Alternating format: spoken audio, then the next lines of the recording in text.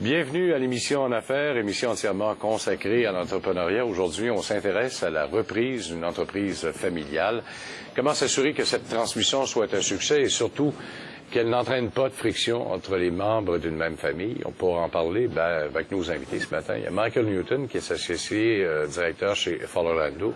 Monsieur Newton, bonjour. Un peu plus tard, Manon et Guy Fontaine, co-président de menuiserie Gilles Fontaine, viendront nous parler également de la relève, parce que c'est une entreprise de plusieurs générations. C'est ça. Hein?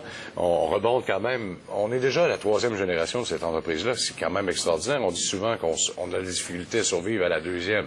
Les pourcentages sont pas forts qui se rendent à la troisième. Et surtout, avec le départ à la retraite des baby boomers, on assiste quand même à beaucoup de transferts d'entreprises, puis il y en aura de plus en plus au cours des prochains mois et prochaines années. C'est ça.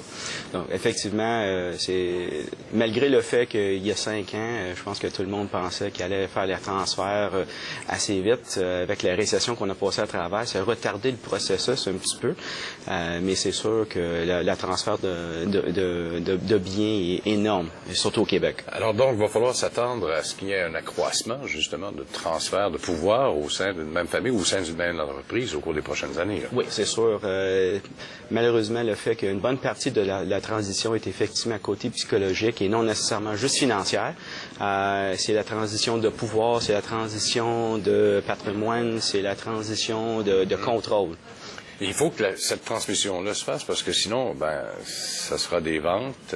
On voit souvent des PME être vendues à des Américains ou à des firmes étrangères. Pas pour rien, c'est parce qu'on n'a pas réussi à trouver une solution pour la relève. C'est sûr. C'est le problème qu'on a sur certaines générations, les jeunes, quoi qu'ils restent pas au Québec ou qui sont pas intéressés dans l'entreprise familiale. Mais c'est sûr que si on perd les intergénérationnels, c'est sûr qu'on va en perdre de plus en plus les compagnies québécoises. Est-ce qu'il reste beaucoup encore d'entreprises familiales? Ah oui, il y en a beaucoup. C'est encore la base de notre économie, pas avec le Québec, mais à travers le Canada. Bon, alors la relève d'entreprise, c'est le principal défi à laquelle on devra faire face au cours des prochaines années. Comment on planifie ça, une succession justement d'entreprises comme ça? Là? La meilleure façon, c'est de planifier avant, effectivement, qu'il va falloir qu'on fasse la transition. D'habitude, on essaie de planifier 5 ans d'avance. C'est sûr que dans certains cas, les entrepreneurs ne veulent pas penser à la prochaine étape, surtout si c'est la première génération. C'est sûr que c'est des gens qui ont de la contrôle sur l'entreprise. D'habitude, ils ont le contrôle sur la situation familiale aussi. Donc, le fait qu'on travaille ensemble de lundi à vendredi, puis on s'assit autour de la table le dimanche, c'est les dynamiques qui sont pas faciles à passer à travers. Oui, parce que là, il faut trouver une façon de faciliter les rencontres familiales dans le cadre de l'entreprise. Là, je parle pas de réunion familiale pour avoir du plaisir, là, mais dans le cadre de la succession de cette entreprise-là. Et aussi, essayer de résoudre les conflits qui risquent d'être là aussi, parce qu'il faut y faire face à la musique. C'est sûr. Il y a différentes dynamiques intergénérationnelles. Donc, mettons qu'on parle des baby boomers, comme vous dites tantôt, c'est des jeunes qui travaillent, des gens qui travaillent très, très fort. Ils ont certaines critères dans la vie, certaines façons de procéder. La prochaine génération ne sera pas toujours de la même façon. Surtout quand la première génération a travaillé tellement fort. La deuxième, des fois, sont moins fins, si vous voulez, à la fin de la journée. Donc, leur style de vie, la balance entre vie et travail, des fois, ça cause de la friction entre eux et la première génération. Oui, effectivement, parce que la première génération, là, on parle des baby boomers, donc du début des années 60, 70, gros maximum.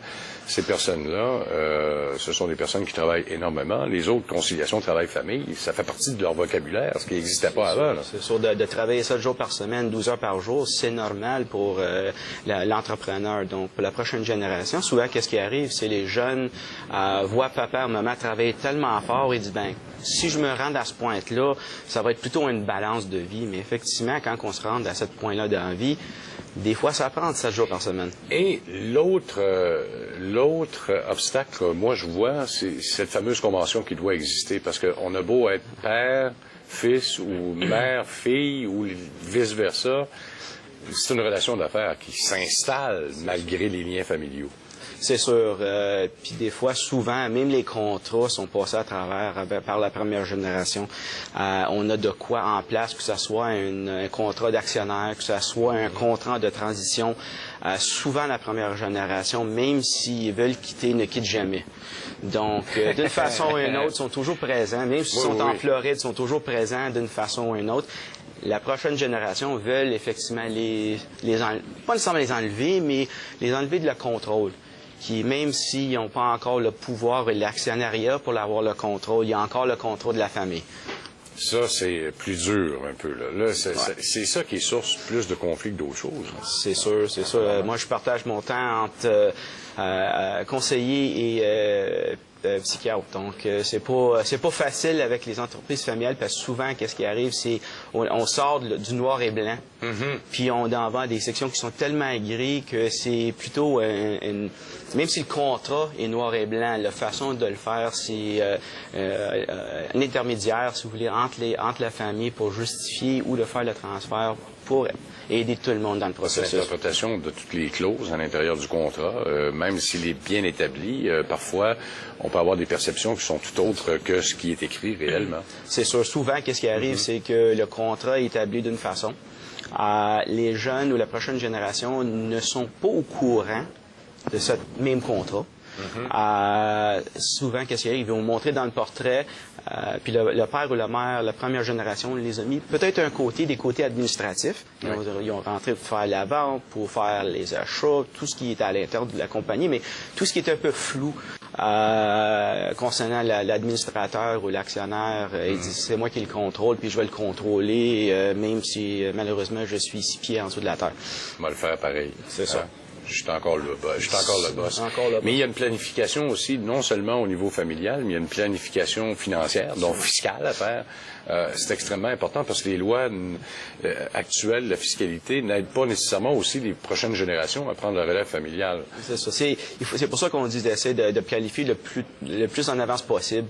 5 ans, c'est le préférence, mais au moins 24 à 36 mois d'avance, parce qu'il y a certaines clauses côté fiscal que si les transitions ne sont pas faites, que la rétention de certaines actions, il y a des effets fiscaux qui peuvent nuire à la transfert.